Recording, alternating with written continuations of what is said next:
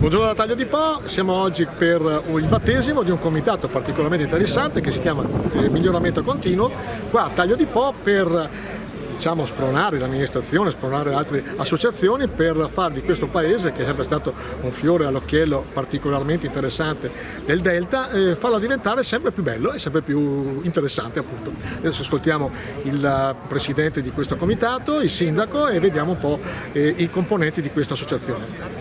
Abbiamo ufficializzato la nascita di un comitato che abbiamo chiamato Miglioramento Continuo, dopo aver la settimana scorsa avuto un incontro con il sindaco. Lo scopo è quello di migliorare il nostro vivere insieme, proponendo delle proposte che la condizione essenziale è quella appunto di essere ben accolti dall'amministrazione in modo da collaborare appunto con l'amministrazione. Ecco, praticamente... L'altro aspetto fondamentale è il riconoscimento da parte della cittadinanza che riconosca l'utilità e la necessità di questo comitato. Siamo animati da amicizia, stima e fiducia reciproca, e questa mi dà un attimo di conforto nel pensare che riusciremo a fare qualche cosa di buono e di positivo per la nostra comunità. Ecco, praticamente non un'associazione, un gruppo, un comitato in competizione con altri comitati o altre associazioni e con l'amministrazione, ma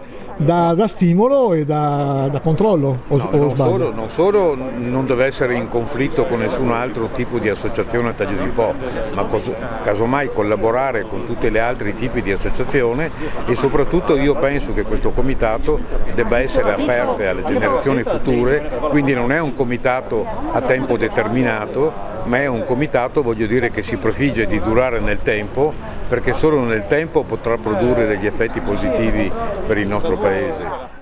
Sì, sicuramente è una bellissima iniziativa da parte di questo gruppo di cittadini che si è messo in campo per supportare l'amministrazione, o meglio la comunità, in quello che può essere qualsiasi miglioramento nei settori più importanti, dal decoro urbano al sociale e a quant'altro che possa esserci utile per promuovere la nostra comunità e per migliorarla sempre.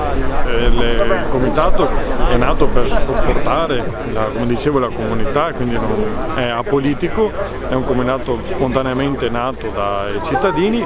Il nome stesso, Miglioramento Continuo, è indice di quello che vuole essere il RUSI, che si è dato questo comitato per appunto promuovere anche la comunità di Taglio di Po nella sua completezza.